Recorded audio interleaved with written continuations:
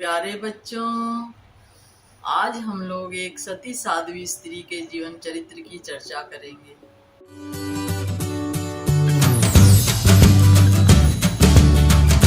बच्चों, बहुत साल पहले की बात है। जैन धर्म में मृगावती नाम की एक बहुत ही अच्छी साधिका हुई थी।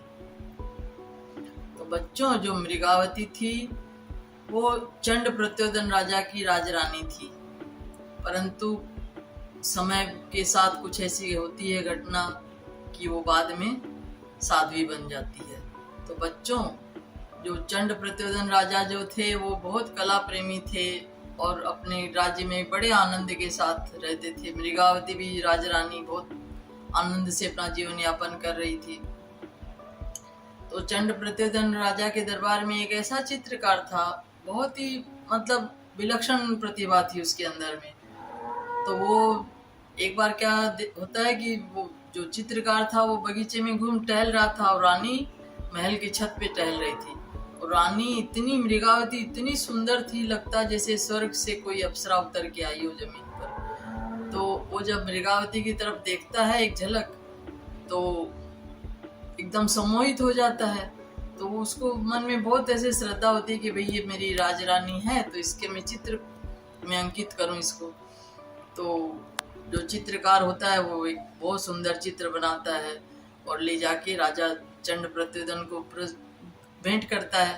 राजा भी जब चित्र देखते हैं तो एकदम गदगद हो जाते कि अरे वाह, इतना सुंदर चित्र इसने बनाया है, क्या कहना इसकी कलाकारी का। बहुत ही उसको इनाम देता है। फिर जब चित्र देखते देखते वो उसकी नज़र जब जाती है तो चित्र की जांघ पर और एक काला तिल भी उसने बनाया।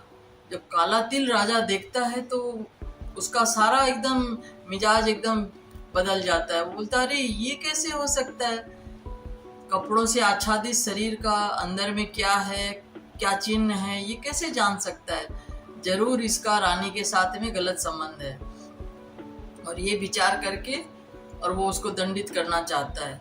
तो मंत्री बहुत समझाता है, बोले नहीं महाराज, महारानी बहुत सती साध्वी है, ये जो कलाकार है ये भी बहुत पवित्र विचारों वाला है, आप गलत भावना मत लाइए, पर इसके अंदर में इतनी प्रतिभा है कि आप इसको कोई भी एक चीज, किसी भी जीव का कोई एक अंग दिखाएंगे तो ये हूबहू उसका चित्र बना देता है कि भाई उसमें कैसा उसकी रूपरेखा होगी।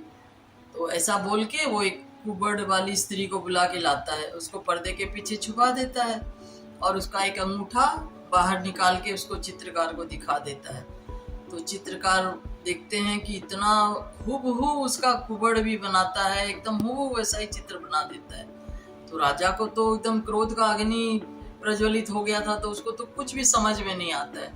सब मंत्री समझाते हैं, सब कोई बोलते हैं कि महाराज ये आपकी जो भावना है गलत है, ऐसा नहीं है, रानी सती साध्वी है और ये चित्रकार भी बहुत पवित्र विचारों वाला है। पर राजा मानता नहीं है और उसको दंडित करके राज्य से बाहर निकाल देता है।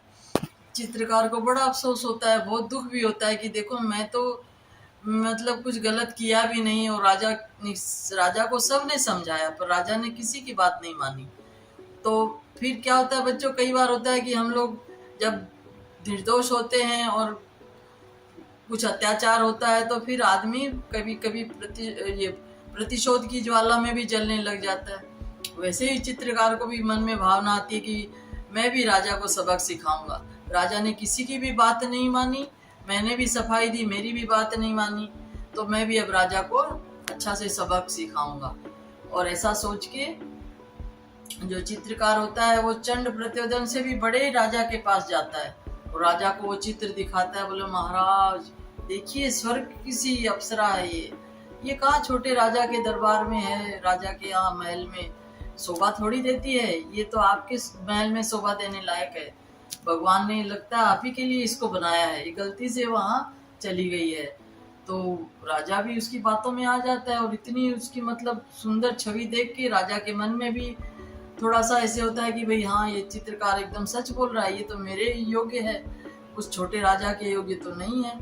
ऐसा करके राजा चंड प्रत्योदन के महल पे चढ़ाई कर देता है और उसको खबर देता है कि भाई क्या तो तुम 7 दिन के अंदर रानी को मेरे साथ विवाह कर दो मेरे साथ उसका, या फिर मैं तुम्हारी जो सत्ता है उसको तहस नहस कर दूंगा।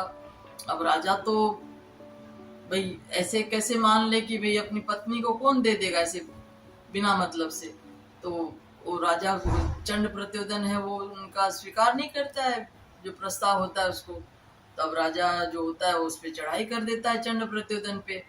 अब जब इतनी चारों तरफ से सेना से घिर जाता है तो वो तो छोटा राज्य था, उसके पास उतनी सुविधा भी नहीं थी, सैनिक भी नहीं थे, तो वो डर से उसका हार्ट फेल हो जाता है। अब राजा तो खत्म हो गया। जो दुश्मन राजा है उसकी प्रजा में किले में घुस जाती है और राजा जाके मृगावती को बोलता है कि भाई अब तुम मुझसे शादी करो। मृगावती बोलती है कि महाराज आपका बोलना उचित है, परंतु आप समय की नजाकत तो समझिए, मेरे ऊपर कितनी बड़ी विपत्ति आई है। मैं अभी अपना सब जो कर्म करना है पतिदेव का वो सब करूंगी और समय उचित जब होगा मैं आपसे विवाह अवश्य कर लूंगी। तो ऐसे समझा बुझा के वो राजा को भेज देती है। समय बीतता है, पत्राचार होते रहता है, मृगावती टालती रहती है। काफी समय बीत जाता है तो राजा को बड़ा क्रोध आता है कि ये तो मुझे झूठ मूठ में बहका रही है, बात को मान ही नहीं रही है। चलो वापिस उस पर चढ़ाई कर देता है मृगावती के ऊपर। जब किला चारों तरफ से घिर जाता है और बच्चों संयोग ऐसा होता है उसी वक्त आम्रवन में वहीं पे जैसे हर पहले क्या होता था, हर नगर के पास एक बाग बगीचा रहता था, एक धर्मशाला रहती थी, कुआं लगा बना हुआ रहता था कि आने जाने वाले पथिक वहां विश्राम कर सके और आगे की यात्रा। पहले तो पैदल यात्रा होती थी ना बच्चों, तो बहुत समय लगता था। तो जगह जगह पे हर सीमा के पास में एक धर्मशाला, बगीचा, कुआं, बावड़ी सब बना रहता था विश्राम करने के लिए, कुछ फल फूल खाने के लिए, पानी नहाने पीने के लिए। तो ऐसी व्यवस्था हर ग्राम मतलब नगर के पास में रहती थी। तो मृगावती के नगर के पास में भी आम्रवन था, उसमें महावीर स्वामी आके एक बार वहाँ आए। तो जब उसको भी महल में पता चलता है कि भाई नगर के समीप आम्रवन में महावीर स्वामी आए हैं, तो वो अपने बेटे को लेके मंत्री से कहती है कि मुझे एक बार उनसे मिल लेने दो, दर्शन कर लेने दो। तो बोले नहीं महारानी, आप अगर गेट खोल देंगे किले का तो सब शत्रु सेना अंदर घुस जाएगी। बोली कि जो होगा देखा जाएगा, पर जब महावीर स्वामी इतना नजदीक आए हैं तो मुझे एक बार आप मत रोको, मुझे उनके दर्शन में जाने दो। तो फिर वो हट करती है तो मंत्री बोलते भाई ठीक है। तो ऐसे वो लोग अपना देख सुन के उनको, रानी को और राजकुमार को दर्शन करने के लिए जाने देते हैं। और बच्चों ऐसा संजोग होता है जब मृगावती महावीर स्वामी के वहां दर्शन करने जाती है उसी वक्त वो राजा भी आ जाता है। तो राजा तो जानता नहीं है मृगावती है, वो थोड़ी अपनी भैया थोड़ी सी घूंघट की आड़ की हुई रहती है और भगवान के चरणों में प्रणाम करती है, बच्चे को प्रणाम करने बोलती है। तो राजा बोलता है कहो बहन कैसी हो आप। तो रानी बोलती है कि भैया मैं बहुत ठीक हूँ और ये आपका भांजा है, इसे आपको संभालना है, इसकी परवरिश करनी है आपको और इसके राज्य की भी देखभाल करनी है। तो बोलता है कि आप कौन है देवी। तो वो बताती है कि मैं मृगावती हूँ ऐसे ऐसे।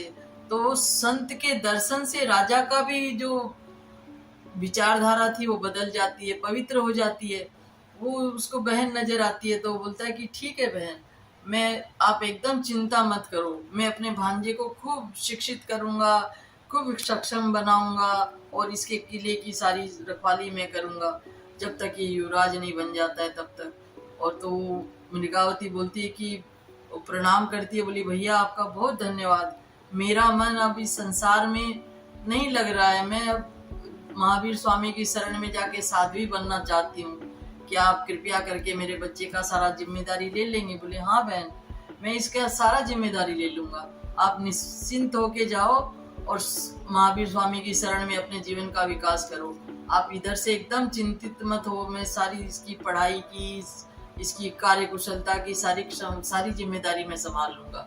तो मृगावती बहुत मतलब उसको धन्यवाद देती है, बहुत दिल से आशीर्वाद देती है और महावीर स्वामी के चरणों में बोलती है हे नाथ, मुझे आप अपने शरण में मुझे दीक्षा दीजिए और मुझे साध्वी बनने का सौभाग्य दीजिए।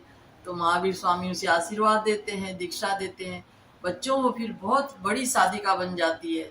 तो बोलने का मतलब कि संत के दर्शन में नैसर्गिक आभा जो है, उसे देखो कैसा विचार, दूषित विचार भी परिवर्तन परिवर्तन होके शुभ विचार बन जाता है। और रानी भी अपने विकास की यात्रा पे आरंभ करती है, और राजा भी अपने पतन से बच जाता है, और खूब मतलब मृगावती के बेटे का खूब अच्छा से संरक्षण करता है, उसकी परवरिश करता है। तो हमें भी अपने विचारधारा में परिवर्तन, शुभ विचार को धारण करना चाहिए। और संतों की शरण में तो बच्चों जरूर, जीवन में कोई तो गुरु एक होना ही चाहिए, और संत की शरण में कभी कभी अपने आप को प्रस्तुत करना चाहिए। यही शुभ संकल्प है, और इसी के साथ हम लोग कहानी को विराम देते हैं।